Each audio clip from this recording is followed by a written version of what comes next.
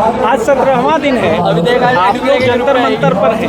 क्या लगता है सरकार सुनेगी? उसके कानों पे जूं रेंग नहीं रही है, सरकार सुन नहीं रही है। सुनेगी सर, मुझे पूरा उम्मीद है। और यहाँ पे जो हमारे साथी हैं सबको उम्मीद है। सोनम सर खुद कह रहे हैं कि मुझे पूरी उम्मीद है कि सुनेगी, और सुनेगी इसलिए उम्मीद है कि वो एक राजनेता हो सकते हैं, लेकिन हम ये नहीं भूल सकते कि वो एक इंसान भी हैं। और अगर वो इंसान हैं तो हर इंसान के अंदर थोड़ी भी तो इंसानियत हो ही सकती है। तो ये उम्मीद लगा के हमें पूरा उम्मीद है कि वो सुनेंगे। लेट से सुनने का उनकी आदत है, तो वो आदत तो दिख ही रही है कहीं ना कहीं से। तो वही है, इंतज़ार है आवाज़ का उनके और फीडबैक का, सुनेंगे।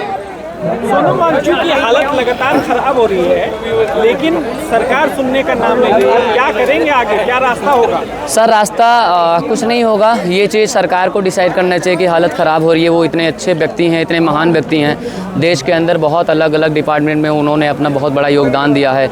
विदेश वाले उनको बुलाते हैं, आप आइए हमें दिमाग दीजिए कैसे देश की एजुकेशन को आगे बढ़ाया जाए, पर्यावरण को आगे बढ़ाया जाए। लेकिन वो आज बहुत दुख की बात है, बहुत दुर्भाग्य है कि हमारा देश उनका जो कर्म है, जो उनकी कार्यशैली है, जो उनकी विचारधारा है, उसको वो इग्नोर कर रहा है और उनको डिसरिस्पेक्ट दे रहा है, रिस्पेक्ट नहीं कर रहा है, वैल्यू नहीं समझ रहा है। तो दुख की बात है सर। ये तो आपने सही कहा कि हाँ इग्नोर कर रही है, इग्नोर कहीं ना कहीं कर रही है, बट वो उनको बहुत बड़े लेवल पे वो कहीं ना कहीं उनको छोटा बनना पड़ेगा, इसका खामियाजा भुगतना पड़ेगा, छोटा बनना पड़ेगा उनको।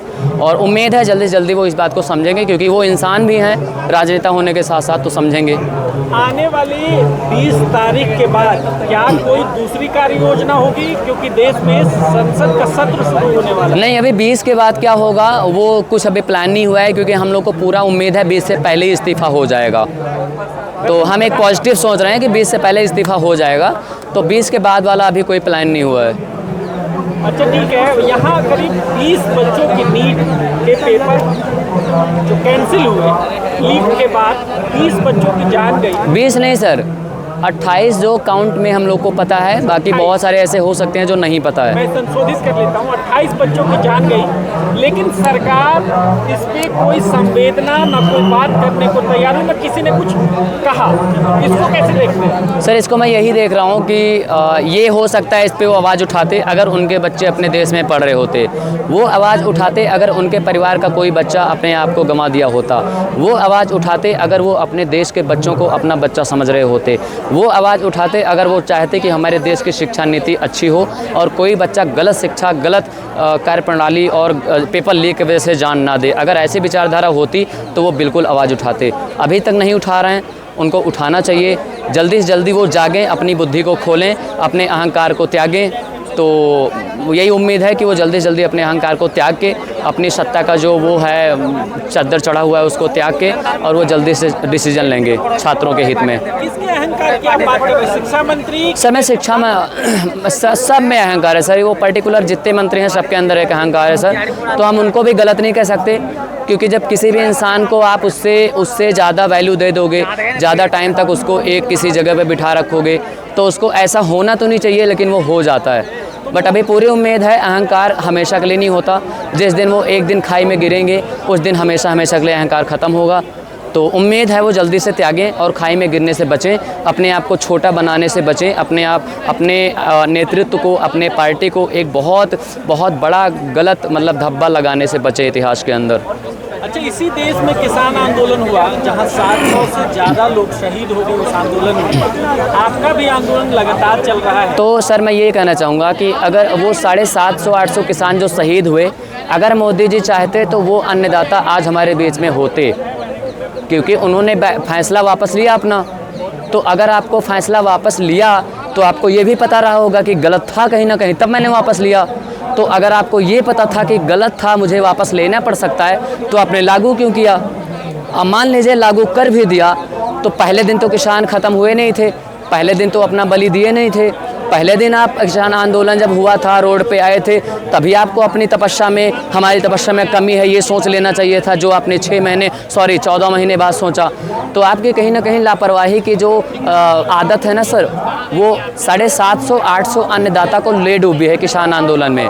तो ये पूरा देश जानता है, कोई नकार नहीं सकता इसको। तो हम उस पर बात अभी खैर नहीं करेंगे, आपने बोल दिया तो मैं बोला। तो वो गलती आप पहले आंदोलन से सीखिए।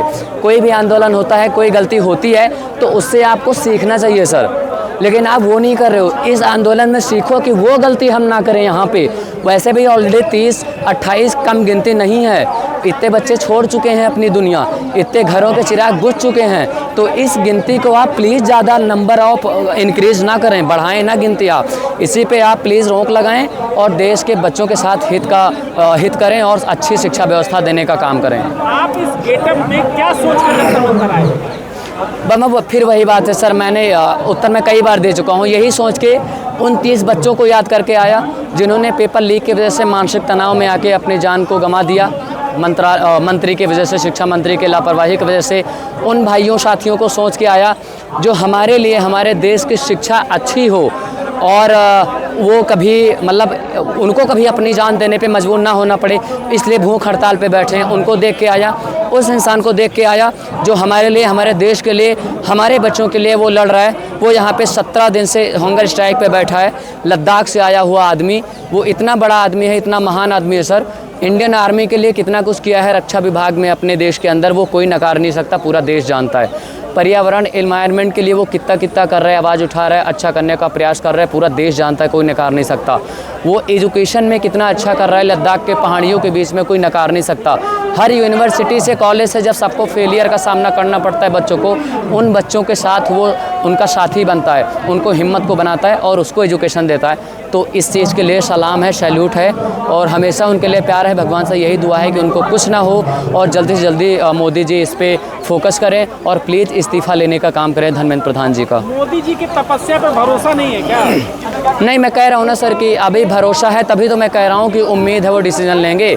भरोसा है कहीं ना कहीं, लेकिन अगर सोनम वांगचुक सर को कुछ होने से पहले अगर आपने डिसीजन नहीं लिया तो ये भरोसा हमेशा के लिए ख़त्म हो जाएगा और कहीं ना कहीं पूरे देश से आपसे भरोसा उठ जाएगा सर। तो प्लीज़ वो गलती ना करें। क्या लगता है सरकार इस मंशा से इंतजार कर रही है कि सोनम वांगचुक की हालत बहुत ख़राब हो जाए तब कुछ किया जाएगा, ऐसा कुछ है? हो सकता है सर, हम कंफर्म तो नहीं बता पाएंगे, लेकिन हो सकता है वो जो युवा यहाँ पे हैं उनके कंसिस्टेंसी की परीक्षा ले रहे हों, सोनम वांगचुक जी के कंसिस्टेंसी की परीक्षा ले रहे हों, लेकिन उनको शायद ये नहीं पता है कि जो युवा यहाँ पे है वो पढ़ा लिखा है, वो किसी पॉलिटिशियन के सपोर्ट करने के लिए नहीं आया है, किसी व्यक्ति को सपोर्ट करने के लिए नहीं आया है।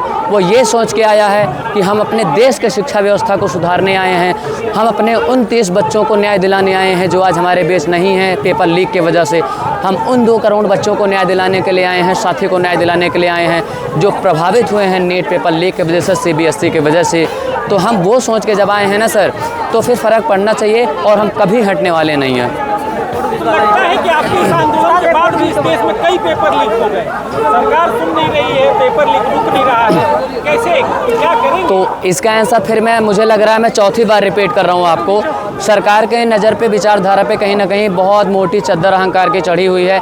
उनको सोचना चाहिए और उन पुनर्विचार एक बार और करना है। विचार तो खैर वो कर रहे हैं, लेकिन वो बोल नहीं पा रहे हैं। कुछ हो सकता है बहुत बड़े लेवल पे वो शर्मिंदा हो गए हैं, हिम्मत नहीं हो रही है। लेकिन प्लीज़ हम लोग समझ रहे हैं सर, गलती बहुत बड़ी आपसे हुई है, आपके अंदर हिम्मत नहीं हो रही होगी सामने आने की, बोलने की, लेकिन फिर भी हम लोग आपको कुछ नहीं बोलेंगे, पूरा माफ़ी के साथ कहते हैं, सिर्फ इस्तीफ़ा मांग रहे हैं बस। आप प्लीज़ इस्तीफ़ा दिलवाइए। इस्तीफा नहीं देते हैं तो? नहीं सर, ऐसा हो ही नहीं सकता कि इस्तीफ़ा ना दें। हम लोग आज तक सर, मैं सच्चाई बताऊं दिल से, जिस दिन प्रदर्शन शुरू हुआ है उस दिन, उसके पहले से हम लोग यही सोचे हैं कि इस्तीफ़ा उनका होगा। नेगेटिव दूसरा ऑप्शन नेगेटिव वाला सोचा ही नहीं कि होगा, नहीं होगा तो क्या करेंगे, क्योंकि हम पॉजिटिव चीज़ सोच के चल रहे हैं, तो हमें नेगेटिव की तरफ नहीं जाना है, हमें सफलता मिलेगी। क्या कहेंगे आप? बस यही कहूँगा कि सर बहुत बड़े लेवल पे आपसे लापरवाही हुई है। व्यक्तिगत तौर पे हमारी आपसे कोई दुश्मनी नहीं है, हमारी आपसे कोई घृणा नहीं है। आपके उस विचारधारा से हमें दिक्कत है, आपके उस नीति से हमें दिक्कत है, आपके उस आदत से हमें दिक्कत है जो आपको लापरवाह करने पे मजबूर करती है। तो प्लीज़ उन 30 बच्चों को एक श्रद्धांजलि के रूप में अपना पद छोड़िए जो आपके लापरवाही से अपनी जान गंवा दिए। Thank you.